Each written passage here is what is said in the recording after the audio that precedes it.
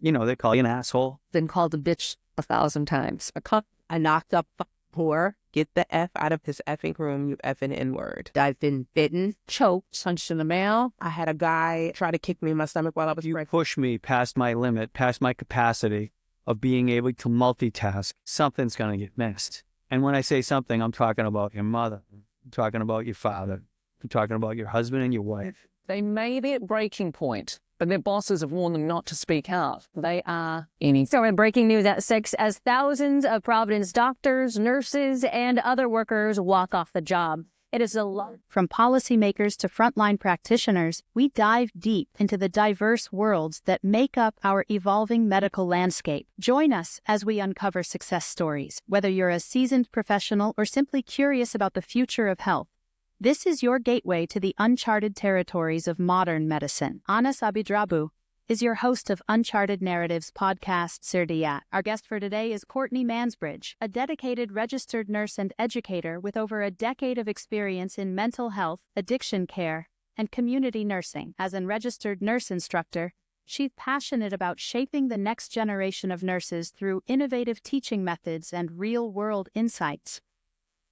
Courtney's expertise spans from residential treatment facilities to virtual healthcare delivery, making her a versatile professional at the forefront of nursing education and practice. In this episode, Courtney will share her journey from frontline mental health nursing to educational leadership, offering valuable perspectives on innovative approaches to nursing education in a post-pandemic world, the potential of virtual care in improving mental health service accessibility, strategies for nurturing empathy, and critical thinking in nursing students. Whether you're a healthcare professional, aspiring nurse, or simply interested in the future of healthcare, Courtney's insights will provide a compelling look into the challenges and opportunities facing modern nursing. Okay, good evening, Courtney. I'm happy having you. My pleasure to having you today. Or tonight. We are now at nighttime. I think we have 2 hour difference. You are in Alberta and I am in Ontario. So thank you for being with us and give us the opportunity to know more about you and about your initiative. So would you please give us a little bit about who is Courtney? Sure. So who am I? I've been a nurse for 14 years next month, and I started in Winnipeg, Manitoba, and then I moved to Alberta in 2013. So I started in addictions, worked in home care, and now I am an instructor for the past almost 2 years. And I'm a mom with 2 young kids and a wife. And that's pretty much me in a nutshell. And you are doing delicious cookies also. Christmas time. I don't bake all the time, but at Christmas time, yes. So you have interesting story. You are more advocate for healthcare and mainly for the nursing student about their mental health and also about the burnout. And you have initiative. So can you give us a little bit about this experience and why you start with this? So I think I've always just wanted to be an advocate because I just feel like people need their voices heard and so many people don't want to use their voices. And so I got into this instructor position and, it took me a few semesters to kind of get my footing in and figure out what I wanted to do. But all of the coursework that's involved in it, it's just a recipe for burnout. And, some instructors are lenient with due dates. Some instructors are lenient with giving them more guidance and that kind of stuff, but others aren't. And so, we're asking a lot of these students and we're burning them out before they even get into the career. They have a lot They do. Them. I think because it is intense program and fast-paced program, they are get burned out, or overall as a student nurse, they have the same feeling. I think that all student nurses have the same feeling. I had that feeling when I was in school. I did a 4-year program, right? Like I did a joint program between a college and a university in Winnipeg, and the college piece was quite intensive. I had to put in a lot of effort and the university wasn't as bad, but I failed a clinical rotation. I questioned if I still wanted to be a nurse because it was extremely difficult to go through that program. And at the time, that was 10 plus years ago, there wasn't all these accommodations that students get now. And I'm thankful for that. I'm thankful that they at least have, potential options to help themselves, get through. But still, I think it doesn't matter what program. I've talked to other nurse instructors, nurse educators, it's across the board. These programs are just really intense for what they are. I don't ever feel like school has to be as intense as it is in order for somebody to be able to be a nurse. Yeah, it's shocking to be honest. I'm surprised. Yeah, but now I try to reflect on my journey when I Yeah. were in the university. I do remember I feel at that time I didn't know how it's the burnout to be honest, but I feel exhausted, down, not happy, and I left a lot of classes. And every time I take all my allowance from the absent, I remember, yeah, I was a nerd in the school. Yeah, maybe I was burned out there. So it is very difficult to know when you are burned out. It's a sign. It's not easy to have it. But what I try to see when you go for social media, when you go for any discussion between two nurses in the hospital, whenever you go, you will start to hear about nursing burnout. All of them, they are speaking. But for me, as an Anas, it is the first time I see one advocate on behalf of the student. And so they have all these pieces to kind of do in order to stay at an A. And then maybe they go to B if they miss some things. And like, it's just a grading system in a different mindset. Instead of you starting at the bottom and trying to work your way to an A, you already started in an A and you just have to do what you can to keep there. And you get to learn in your own way versus me being like, do this assignment, you're going to enjoy it or you're not going to enjoy it. Like, who likes doing essays? Some people absolutely love it. I absolutely hate it. I mean, if ChatGPT was around when I was doing school, right? I'd be great. But at the time, I didn't have that. And so, if I could have did a different type of assignment to encourage my learning, would I have been better off? I feel like I would. I mean, it's called flipped classrooms. It's another type of learning, but so many students don't like it.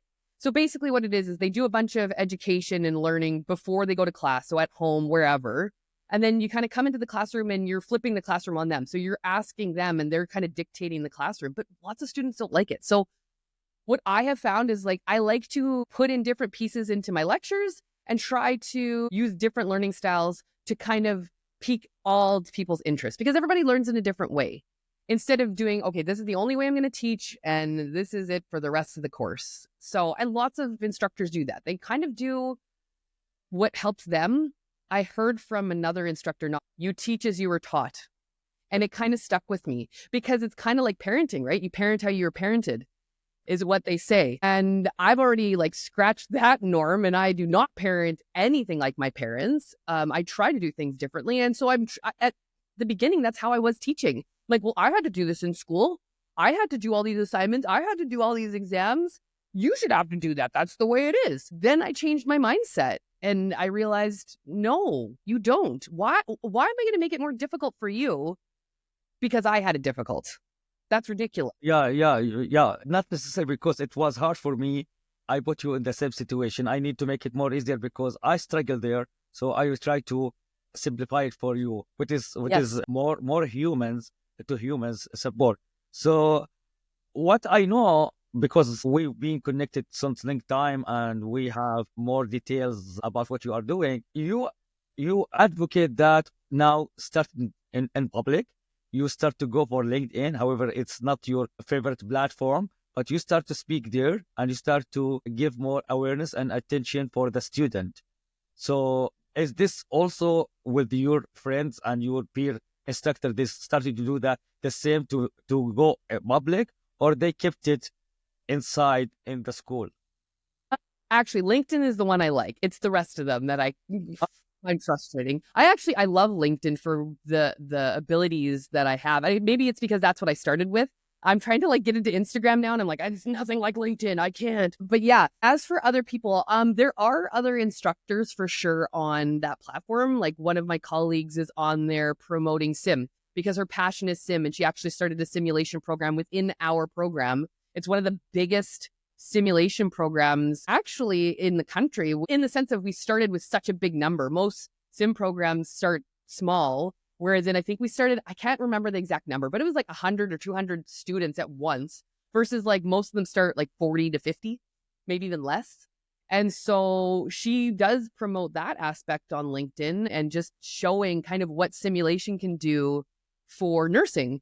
And so there are other instructors, I think, out there. I think that it's a challenging world, right? Like you're scared to post on social media because who knows what the backhand is going to have for you. But I've just realized that it's a platform to speak how you feel. And I try to do it in a professional way. You know, I don't necessarily say specifics about companies. I don't badmouth those types of situations. But I do want voices to be heard. And I'm all about being inclusive and thinking about everybody. We can't obviously always hit everybody, but trying to approach as many people as possible, because we work best in a community, even though us as nurses never have done that really, or I should say in the past. We don't tend to work with each other. We work like in silos. But I have recognized since being on that platform that there is a community out there and we can build together. Like you and I have done this, you know, like there are options. So I think students, the generation that's kind of now, that next generation, they're recognizing that. They're utilizing platforms to talk to other students to be like, hey, this is how you get through nursing school. Watch a YouTube video from this person. Do this, do that. So I think they're using it. We have to get with the times as instructors and keep advocating for them.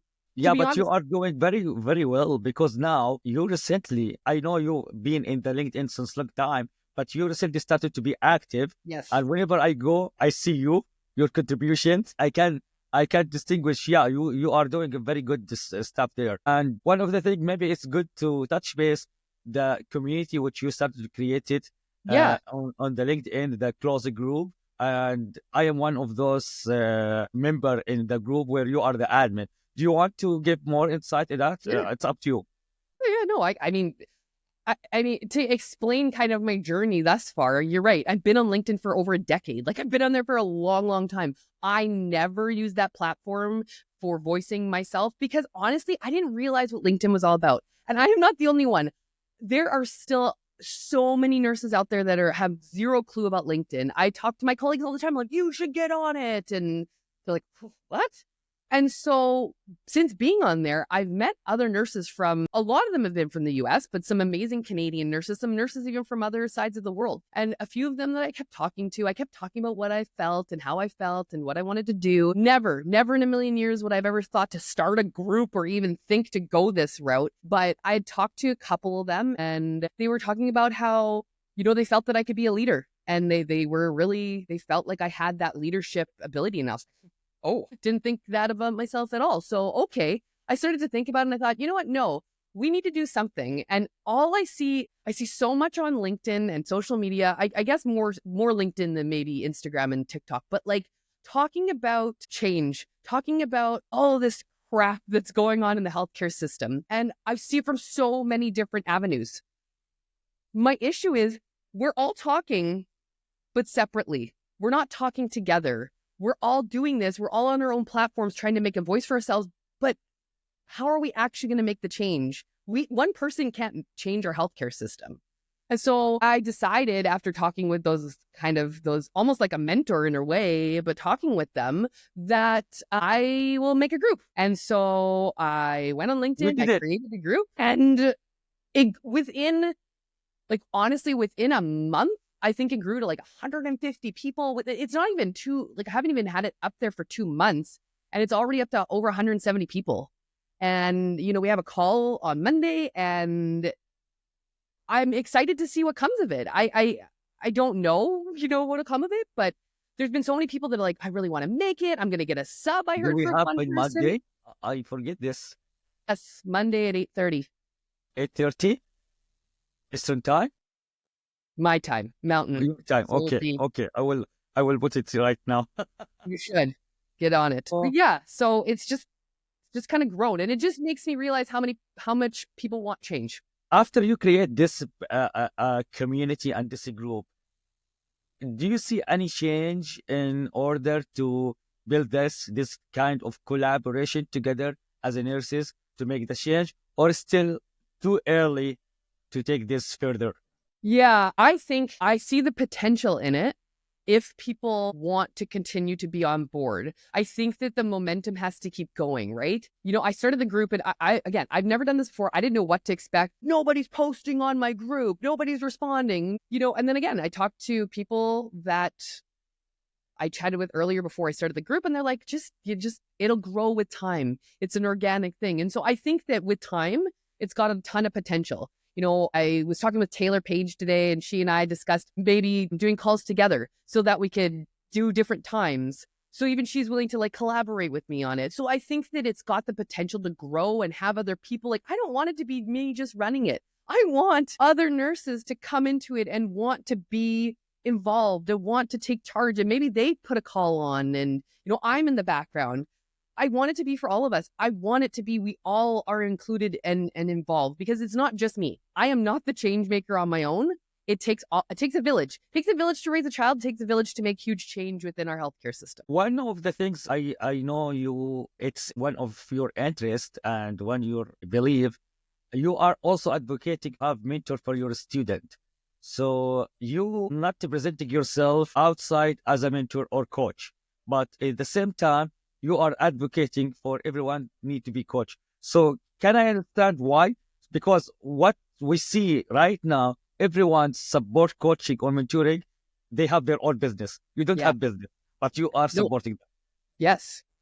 I mean, I think personally, I had a mentor when I first started. When I thought I was going to stop being a nurse when I was in school. Like I said, I failed my pediatric rotation.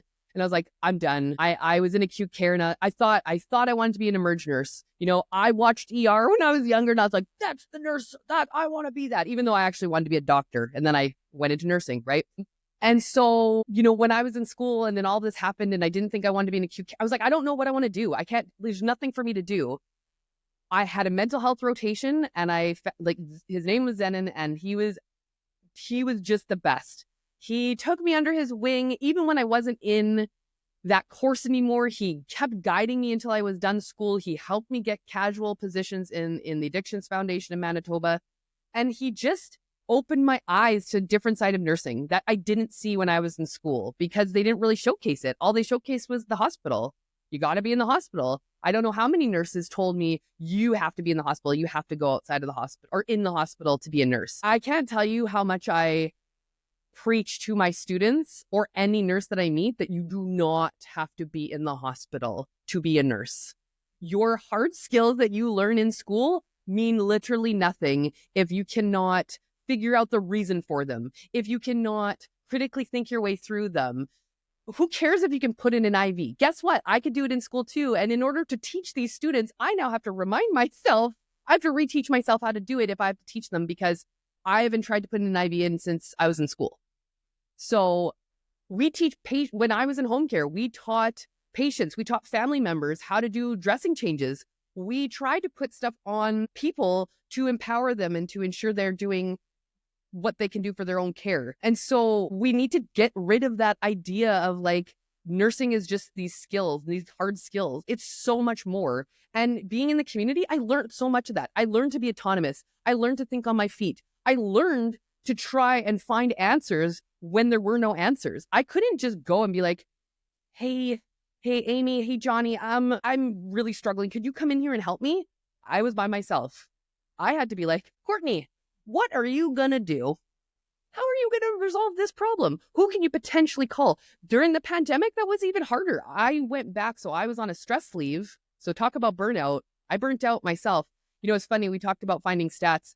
And an interesting one I found from RNA, so your health authority, was in 2022, 90% of nurses aged 26 to 30 burned out of the profession. I was 28 when I burned out of home care. I didn't get out of it completely. I went back in eventually, but I was 28 when it happened. And it was 31 to 35 of age, 85% of them burned out. And the number kept getting lesser and lesser. So it's that age range of kind of when you're coming out of nursing school. 28 to 30 is kind of, I graduated when I was 24. So it's not taking very long for people to burn out of the profession. And so, I burnt out. I ended up on a stress leave for a year when I went back and the pandemic happened. So I literally went back to work the day after the whole world shut down. And I had to find out who these people were. I had to do a bunch of phone calls. I had to completely learn everything again, and it happens.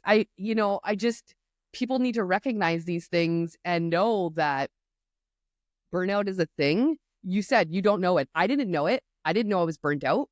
I went back. I did the pandemic. I also got pregnant again, had another kid. I had to go back to home care in 2022. And I knew, 2023. And I knew it wasn't happening. They weren't flexible. They weren't anything. I didn't want to do it anymore. In May of that year, I went into this job and I instantly, within a month, realized I was burnt out of that job. I knew. I was all of a sudden excited. I wanted to work again. I wanted to learn. I was invigorated. I had no idea, though, that was what was the case. I didn't know I was burnt out. It wasn't until I got into a new atmosphere. How do you realize you are now in the stage of burning out? What the sign led you to diagnose yourself? Yeah. The way that I knew I was burnt out was because when I went to a new job and I was excited to learn again and I really wanted to apply myself, and I did a bunch of reflection on myself because I was telling my students to do it. I started to reflect on my practice in home care, and I realized, like, oh man, like I was not a good nurse. Yeah. I was doing the bare minimum. And the shitty part about it was, instead of my employers recognizing that I was burnt out or recognizing that I was struggling, I got reprimanded. I got put into meetings with the union, with them. I got a note on my file. I got all of this paperwork thrown in my face to say, hey, you're not doing your job. You're only working 2 hours a day when you should be working 8. Nobody wanted to make sure I was feeling okay. They just wanted to basically... Even the union? I died. Yes. On your side. What they do for you as a nurse when they know you are burned out? What kind of support and services they do? They didn't know I was burnt out, to be honest. They knew, they didn't call it burnout. And that's the funny thing. We use this term burnout, but when somebody's actually burnt out, I don't know if they actually, one, know it, and two, know how to describe it and say, hey, this is what's actually going on. I mean, basically what the union told me was, you need to go off of work. Like, I had gone back for a period, and with everything that was going on, again, with all of these reprimands potentially coming at me, they're like, just go off. Just go off. It's not worth it. And the shitty part is because it was mental health, I went off and I talked to whoever, a disability, person, the vendor that we were dealing with. And to them, I seemed like I was okay. And they didn't approve my short-term disability claim. And so I spiraled and spiraled and spiraled until I was in the hospital. And it's then very I got tricky. approved. It's very tricky because it's very hard to tell this person is burned out. In the same time, when the nurse, they do, and they have that sign of burnout, or they are not in the mood, or they had hit their job and they are in the routine and depression, there is a huge concern in the patient. So we are having patient safety concern, and Correct. the hospital right now, they are not taking care for this, along with the shortage, with many of issues. We can count all those issues. So the list goes on and on. So, but from college perspective and university and education perspective, to be honest, I don't have that kind of information. But it's like now I can understand how much of information with short time they are giving for them. And I know now, after the pandemic, they have less time to practice also. So this gives them less confident feeling when they go for the hospital, because they are more into theory, not into practical. So they don't know. Hear from professor, I know him in the nursing faculty. He told me now nurses, they graduated as a bachelor degree, registered nurse, and they never ever try to insert cannula. Yeah, which is very bad. And we put them in situation where you need to face it in front of the patient with yourself. And the minimum they have minimum of support from the other nurses, because we are in shortage, and they cannot offer them that kind of support. The way that nurses are being, again, pumped out of school right now, when I went to school, and a few of my colleagues, I'm sure even you, we had the ability to have mentors. And that was just, again, that was 10 plus years ago. They don't have that ability anymore. There's no ability to have mentors because there is no nurses to mentor. there is not enough staff to mentor. You need to be job ready when you get out of school. That is how these students are needing to be seen. They need to be literally on the job running. We've covered some incredible ground today, but our conversation is far from over. In our next episode, we'll dive deeper and explore even more fascinating insights. Stay tuned for part 2 of our conversation on uncharted narratives. If this episode sparked something in you, here's how you can keep our mission alive. Subscribe to Uncharted Narratives Certiat. Leave us a 5-star review. It helps more amazing people discover our stories. Share an episode that moved you with a colleague or friend. Connect with me on LinkedIn and join our healthcare innovation community. Together, we're not just telling stories. Until next time, stay curious, stay passionate, and keep pushing the boundaries of what's possible in healthcare. See you in the next episode of Uncharted Narratives Certiat.